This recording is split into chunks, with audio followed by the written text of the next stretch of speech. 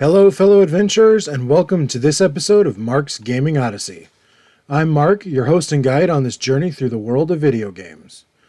The end-of-year festivities are almost upon us, and with them comes all kinds of family bonding and togetherness. One of my family's biggest holiday traditions is sitting down together to play board and card games. Anything from Ticket to Ride and Uno, to one of my personal favorites, Clue. I could think of no better way to share this tradition with all of you than by taking a look at the Clue-esque game, Disney's Guilty Party. Disney's Guilty Party is a puzzle party game developed by Wide Load Games and released in 2010 for the Nintendo Wii. I will start off by addressing the elephant in the console. This is a Disney game, but don't expect to see Mickey and Minnie, Donald and Goofy, or any kind of princess. Instead, the game introduces us to family members who make up the Dickens Detective Agency. Before the game begins, players are given the choice of one of 6 playable characters: Max, Phoebe, Kid Riddle, Charlotte, Butch, and Ling Ling. I chose to play as Max, and in the spirit of familial togetherness, my wife joined me at this stop and chose Phoebe. All characters will be present throughout the game, however, so I don't think the choice affects much. Players will also choose the difficulty level, with only the easiest available until they earn ranks and level up through the story. There are several game modes present in Guilty Party, but for this review I'm going to be discussing the story mode. Story mode allows up to 4 players to work together to obtain clues, interrogate suspects, and ultimately figure out who done it in each chapter. Players are given 2 primary tools to help them with their crime solving: a sketchbook to keep track of the suspect's gender, hair length, height, and weight, and a lie detector. Thankfully, we are given further guidance as to where to find clues by blue question marks indicating someone has something to say or there is something hidden in a room.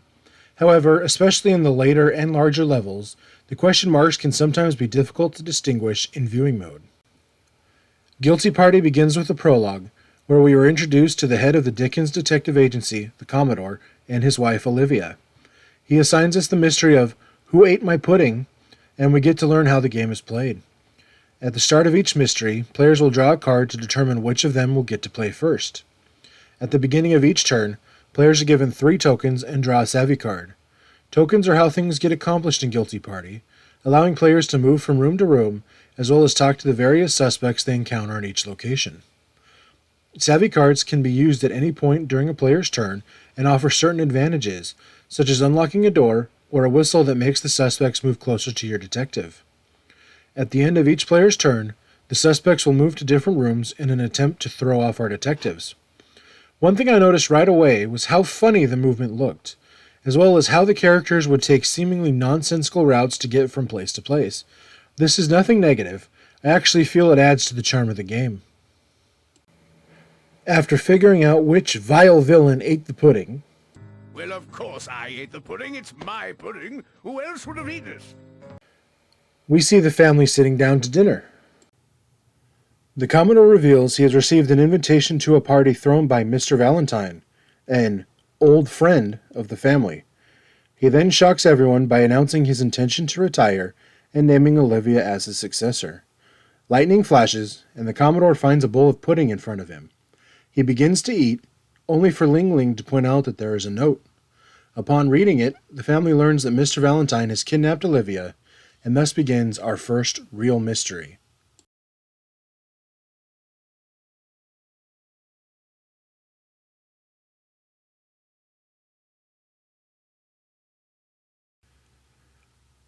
As we learned in the prologue, the bulk of the gameplay of Guilty Party is centered around mini-games. Each suspect we encounter requires us to do something for them before they will divulge any information. These mini-games include bribing the suspect, blowing away the dust from their memories, and even having a staring contest. Some of the games prove to be more difficult than others, which is where it can be nice having another player who can take over if you find yourself particularly bad at a certain game. If you do play alone, however, never fear.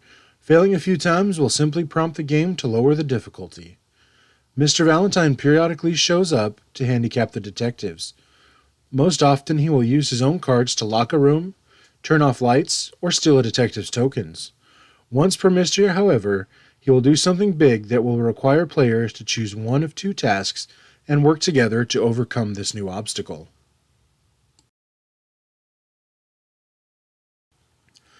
Players will alternate turns until they have a complete sketch of the suspect in their sketchbook, at which point whoever's turn it is will accuse the suspect. Most of the time, accusations require you to prove why the accused fits a particular criteria. However, in the second to the last case, it switches, and now you have to prove why the other suspects don't match the criteria. I actually preferred this later style, as I felt it added a little more suspense to the game.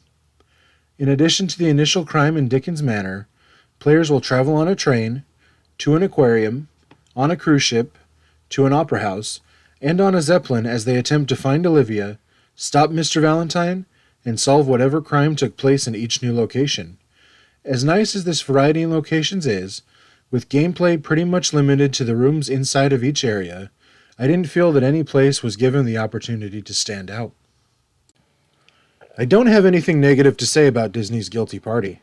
Aside from what I've already mentioned, the only thing I found odd was the suspects encountered in each location. Why is it always the exact same people? I don't mean the same character models, they actually have the same names for the duration of the game. This is by no means a problem, just something I couldn't help but notice. There are times when I felt the suspects or detectives would repeat the same lines of dialogue, but nothing outrageous or anything like that. Graphically speaking, the game isn't terrible. It isn't the best looking game on the Wii, but it is far from the worst. The load screens are average in length and don't happen too often. Far and away, the thing that Guilty Party absolutely nails is its multiplayer components. The minigames, as goofy as they can be, were so much more enjoyable having someone next to you, laughing and joking about them. Another thing I thought was interesting was that, upon returning to the game to do the next chapters, we were again offered choice of character and difficulty level.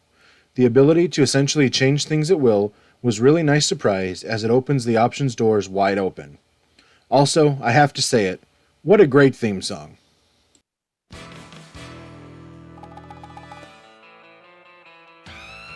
There's been a crime, a crook is on the loose. You need to act before he cooks your goose. Investigate the where and why and who. Don't hesitate, you know what you must do. You got to find the guilty party before the guilty party finds you.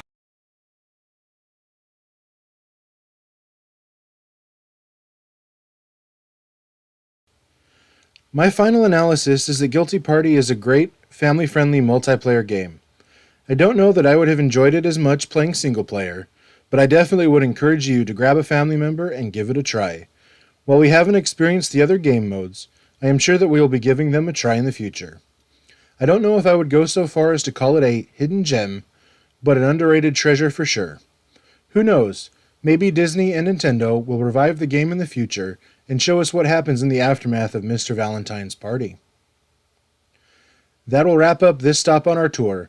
If you enjoyed the video, please like and share with your friends, consider subscribing to the channel, and don't forget to join me at the next stop on our odyssey through video games.